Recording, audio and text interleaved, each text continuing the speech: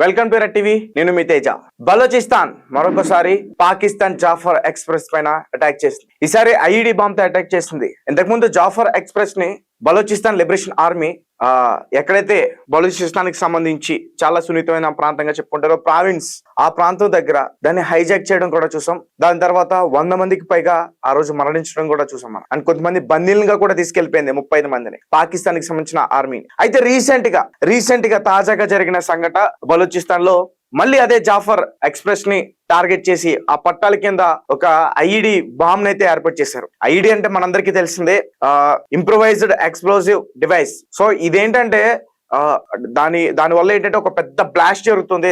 ఆ ప్రాంతంలో ఎవరైనా ఒక నియర్లీ ఒక 50 మీటర్స్ 100 మీటర్స్ వరకు కూడా ఉంటే దాని ప్రభావం కూడా చాలా గట్టిగానే ఉంటుంది. సో వీళ్ళు పట్టాల కింద పెట్టి దాన్ని బ్లాస్ట్ చేయడం వల్ల దాదాపు జాఫర్ ఎక్స్ప్రెస్ కి సంబంధించిన 4 బోగీల్లో ఉన్న ప్రజలు చాలా తీవ్రమైన గాయాలు పాలయ్యారు అండ్ కొంతమంది మరణించారు కూడా. అయితే దాదాపు ఆ ప్రయాణికులు దాదాపు 350 మందితో అది బలోచిస్తాన్ ఆ ట్రైన్ జాఫర్ ఎక్స్ప్రెస్ ఏదైతే ఉందో అది ప్రయాణిస్తుంది. అండ్ మరీ ముఖ్యంగా జకోబాబాద్ లో ఆ ప్రాంతానికి సంబంధించి అక్కడ పెట్టారు. అండ్ వెంటనే ఈ బ్లాస్ట్ జరిగిన తర్వాత బలూచిస్తాన్ కి సంబంధించిన లిబరేషన్ ఆర్మీ కూడా అధికారికంగా వాళ్ళు ఏమి వెల్లడించలేదు, మేమే ఈ దాడికి ప్రయత్నించామంటూ కూడా వాళ్ళు ఏం చెప్పలేదు. ఎందుకంటే ఇంతకు ముందు పాకిస్తాన్ కి సంబంధించిన ఆర్మీ పైన గానీ పాకిస్తాన్ కి సంబంధించిన కార్యాలయాల పైన గానీ అటాక్ చేస్తున్నప్పుడు ప్రతిసారి కూడా ఒక వీడియోని పోస్ట్ చేయడం గానీ వీడియోని రిలీజ్ చేయడం గానీ మేమే చేసాం గానీ వాళ్ళు అధికారికంగా ప్రకటించేవారు. కానీ ఈసారి మాత్రం వాళ్ళు ఎటువంటి ప్రకటన కూడా చేయలేదు. అని ముఖ్యంగా ఎవరైతే అక్కడ పూర్తిగా గాయాలు పాలయ్యారో వాళ్ళందరినీ కూడా జకోబాబాద్ హాస్పిటల్ కి అయితే తీసుకెళ్లడం జరిగింది. అక్కడ కొంతమంది క్షతగాతుల్ని అక్కడ వైద్యులు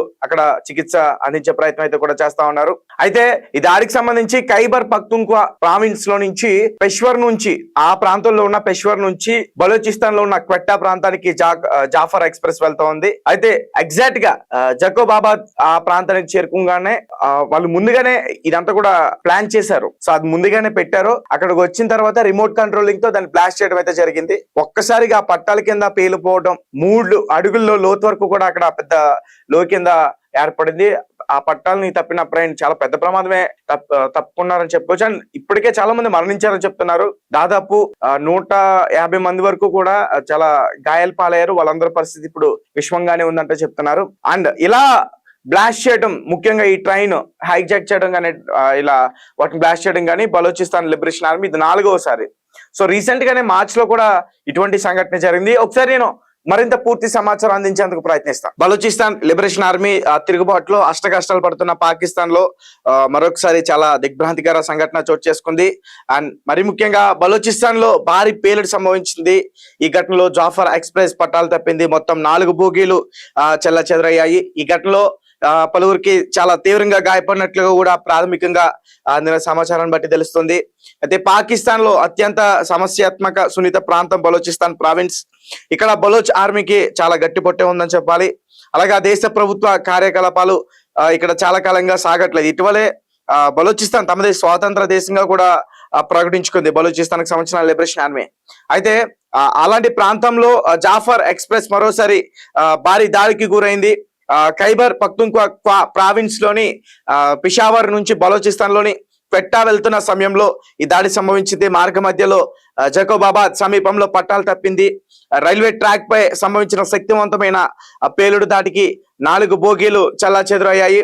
ఆ పేలుడు దాడికి పట్టాలపై దాదాపు 3 అడుగుల లోతుకోయి కూడా ఏర్పడింది. సుమారు 6 అడుగుల మేరకు ట్రాక్ కూడా ధ్వంసమైంది ఆ రైల్వే ట్రాక్ సంబంధించి. అలాగే ఈ పేలుడు ఘటన పోలీసు అధికారులు కూడా అక్కడికి వచ్చి ధృవీకరించారు. ట్రాక్ పై అమర్చిన ఇంప్రూవైజ్డ్ ఎక్స్ప్లోజివ్ డివైస్ ఐఈడి, అంటే ఈ ఐఈడి వల్లే ఈ పేలుడు సంభవించిందంటూ కూడా వాళ్ళు చెప్పే ప్రయత్నం చేశారు. అండ్ ఈ దాడికి తీవ్రతకు పలు బోగీలు కూడా భూమిలో కూరుకుపోయాయి.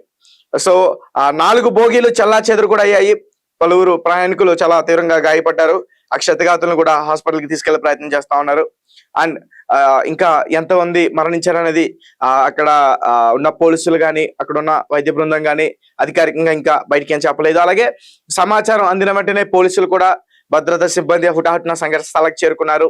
అండ్ దగ్గరలో ఉన్న గాయపడ్డ వారందరినీ కూడా జకోబాబాద్ ఆసుపత్రికి తరలించారు. వారిలో కొందరి పరిస్థితి విషమంగా ఉన్నట్లు తెలుస్తుంది. అలాగే బలూచిస్తాన్ వేర్పాటువాది గ్రూపులు ఈ దాడికి పాల్పడి ఉండొచ్చని ప్రాథమికంగా అంచనా వేశారు. ఈ దాడికి తాము బాధ్యత వహిస్తున్నట్లు కూడా బలూచిస్తాన్ లిబరేషన్ ఆర్మీ నుంచి ఇప్పటివరకు ఎటువంటి అధికారిక ప్రకటన బయటికి వెలువడలేదు.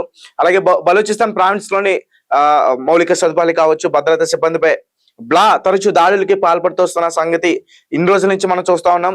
అలాగే రీసెంట్ గా ఈ జాఫర్ ఎక్స్ప్రెస్ పై దాడి జరగడం మొదటిసారి ఏం కదా. ఈ ఏడాదిలో 2025లోనే మార్చిలో సుమారు 350 మంది ప్రయాణికులతో ఉన్న ఈ రైలును కూడా ఒకసారి హైజాక్ చేయడం, అందులో వాళ్ళు చేపట్టిన ఆపరేషన్ లో దాదాపు 100 మందికి పైగా పాకిస్తాన్ సైనికులు కూడా మరణించారు. అండ్ 35 మంది బందీలుగా కూడా చనిపోయారు. సో గైస్ చూస్తున్నారు కదా, జాఫర్ ఎక్స్ప్రెస్ ప్రయాణిస్తున్న ఆ ట్రైన్ ని బ్లాస్ట్ చేసింది బలోచిస్తాన్ లిబరేషన్ ఆర్మీ. దాదాపు చాలా మందికి కూడా గాయాలని అంటూ చెప్తున్నారు. కొంతమంది ప్రయాణికులు కూడా చనిపోయారంటూ కూడా చెప్తున్నారు.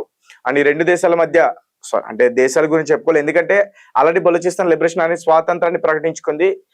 ఒక పక్క దాడులు జరుగుతున్నాయి, పాకిస్తాన్ కూడా బలూచిస్తాన్ కి సంబంధించిన లిబరేషన్ ఆర్మీని పట్టుకుని వాళ్ళని వదలకపోవడం, జైల్లో పెట్టి హింసించడం, ఇవన్నీ కూడా జరుగుతూ ఉన్నాయి.